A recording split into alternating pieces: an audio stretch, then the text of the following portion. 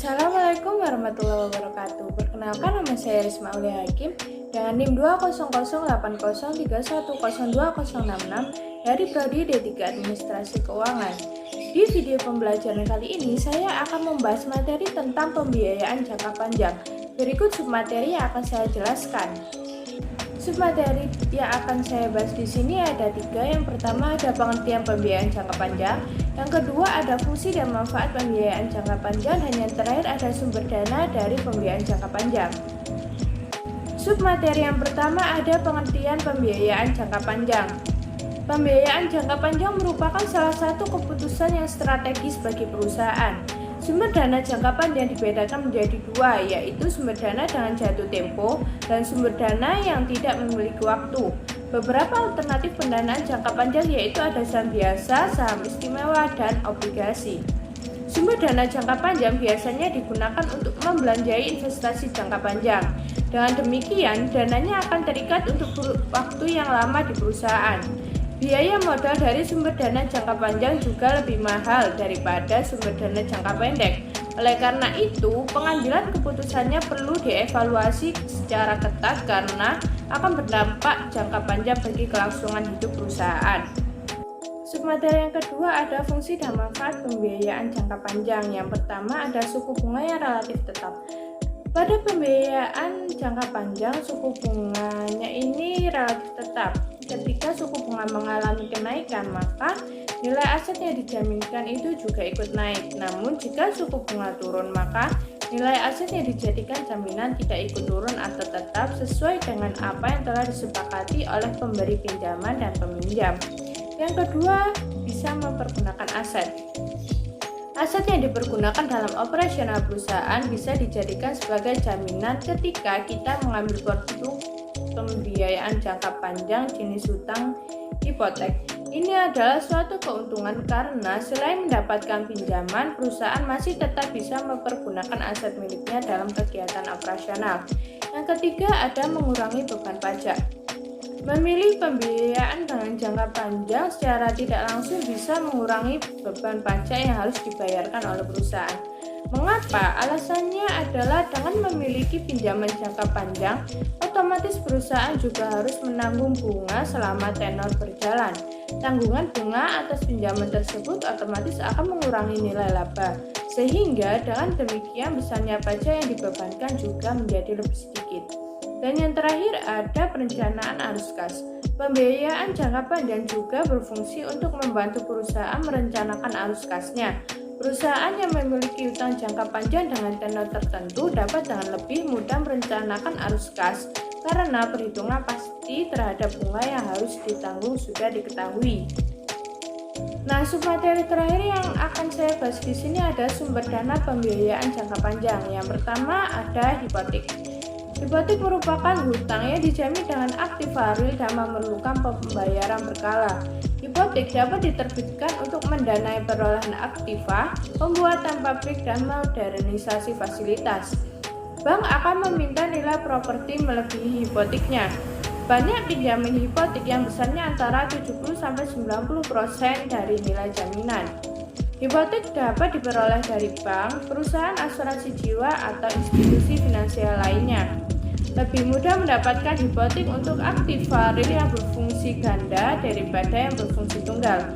Di sini ada 2 jenis hipotek. Yang pertama ada hipotek senior yang merupakan hipotek yang mempunyai klaim pertama atas aktiva dan keuntungan, dan ada hipotek junior yang merupakan hipotek yang mempunyai klaim atas aktiva dan keuntungan setelah klaim hipotek senior terpenuhi.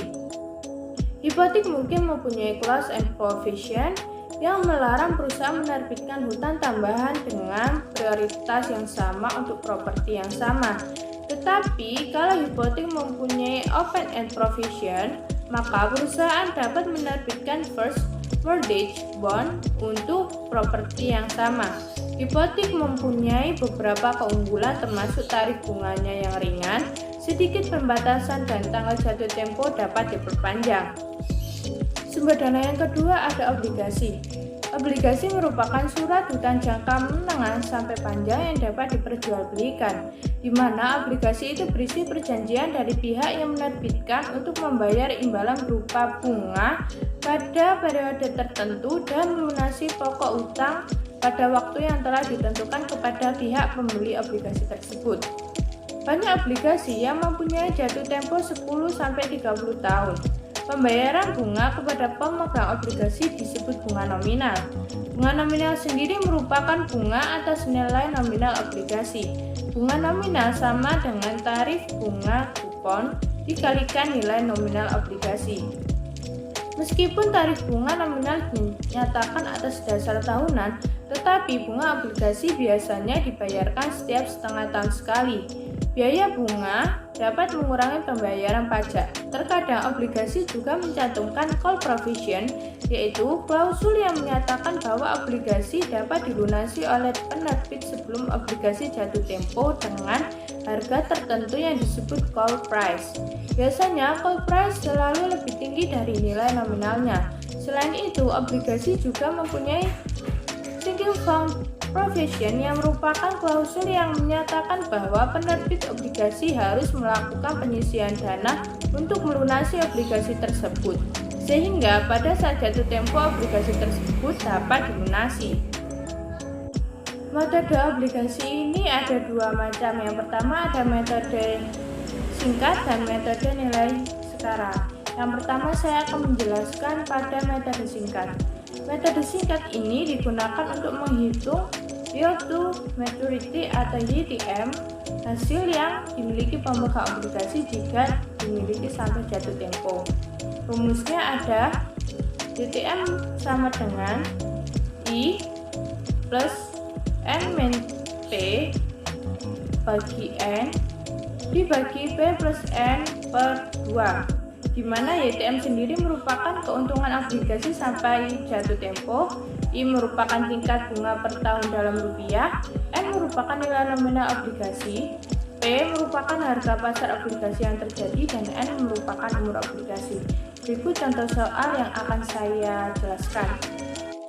Contoh soalnya, diketahui PT Sehat dengan nilai nominal per lembar Rp10.000 dengan harga pasar obligasi Rp9.000 dan umur obligasi 10 tahun dengan bunga 10% per tahun.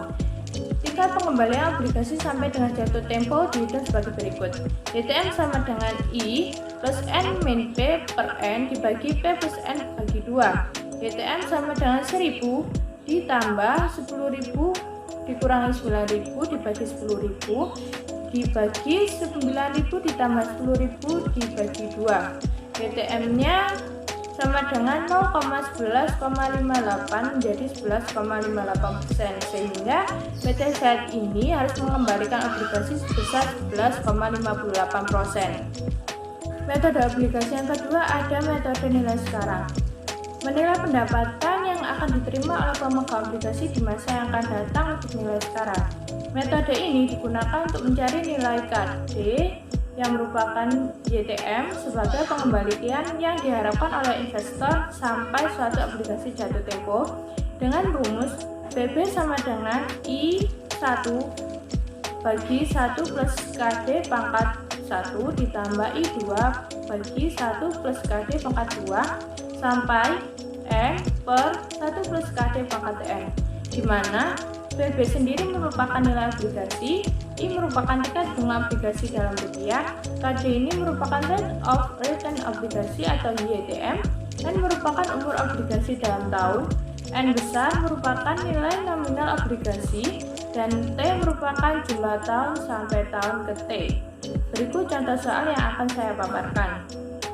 Contoh soalnya ada PT Sehat dengan nilai nominal per lembar Rp10.000, harga pasar obligasi sebesar Rp9.000, umur obligasinya 10 tahun dan bunga 10% per tahun, sehingga tingkat pengembalian obligasi sampai dengan jatuh tempo itu dihitung sebagai berikut. BB sama dengan I1 per 1 plus KD pangkat 1 ditambah I2 per 1 plus KD pangkat 2 sampai N per 1 plus KD pangkat N. BB sama dengan 1000 per 1 plus 0,1 pangkat 1 ditambah 1000 per 1 plus 0,1 pangkat 2 sampai 10.000 per 1 plus 0,1 pangkat 10. VB sama dengan 9.999,96 dan dibulatkan menjadi 10.000, sehingga NPV sama dengan PV dari yield dikurangi harga pasar, hasilnya 1.000, sehingga tingkat pengembalian PT Sehat itu sebesar Rp1.000. Sumber dana yang ketiga ada saham. Yang pertama ada saham biasa. Saham biasa merupakan surat bukti penyertaan modal pada suatu perusahaan dan sekaligus sebagai bukti kepemilikan perusahaan tersebut. Saham biasa sebagai salah satu sumber dana jangka panjang bagi perusahaan yang tidak memiliki jatuh tempo, atau dengan kata lain akan terikat di perusahaan selama perusahaan masih beroperasi. Dibandingkan dengan sumber dana yang lain, saham biasa ini memiliki biaya modal yang paling tinggi karena pendapatan saham biasa bersifat tidak pasti. Dan rumus dari saham biasa ini sendiri yaitu nilai buku saham biasa sama dengan modal sendiri dikurangi nilai nominal saham biasa dibagi jumlah saham biasa yang beredar. Contoh soal saham biasa, PTY memiliki modal sendiri yang terdiri dari saham referensi 500.000 lembar dengan nilai nominal Rp10.000 per lembar, saham biasa 1 juta lembar dengan nilai nominal Rp5.000 per lembar, laba ditahan Rp500 juta dan surplus modalnya sebesar Rp600 juta. Maka berapa nilai buku saham biasa? Saham referensi 500.000 dikali 10.000 sama dengan 5 miliar, saham biasa 1 juta dikali 5.000 sama dengan 5 miliar, laba ditahan Rp500 juta, surplus modal sama dengan Rp600 juta, maka total modal sendiri itu sama dengan Rp11.100 juta. Maka nilai buku saham biasa Rp11.100 juta dikurangi 5 miliar dibagi 1 juta, maka nilai buku saham biasa ini sebesar Rp16.100. Yang kedua ada saham istimewa atau preference stock. Saham istimewa mempunyai hak atau klaim di atas saham biasa tetapi di bawah obligasi. Keistimewaan saham ini berkaitan dengan hak atas pendapatan perusahaan dan hak atas aktiva perusahaan apabila perusahaan dilikuidasi. Rumus dari saham istimewa ini sendiri, biaya saham preferen sama dengan dividen saham preferen dibagi harga jual saham preferen dikali 100%. Contoh soal saham preferen. PTX menerbitkan dan menjual saham preferensi 500 lembar dengan nilai nominal Rp10.000 per lembar. Dividennya akan dibayarkan 7% per tahun dan harga jual di pasar perdana sebesar Rp11.000 per lembar. Maka hitunglah biaya saham preferen tersebut. Dividen saham preferen 7% dikali 10.000 sama dengan 700. Harga jual saham preferen sebesar Rp11.000. Maka biaya saham preferen sama dengan PP sama dengan 700 dibagi 11.000 dikali 100% sama dengan 6,36%, sehingga PTX harus membayar biaya saham preferensi sebesar 6,36%. Sekian video pembelajaran dari saya dan terima kasih bagi kalian yang sudah menonton video ini, dan semoga materi yang saya paparkan bisa bermanfaat bagi kalian semua. Wassalamualaikum warahmatullahi wabarakatuh.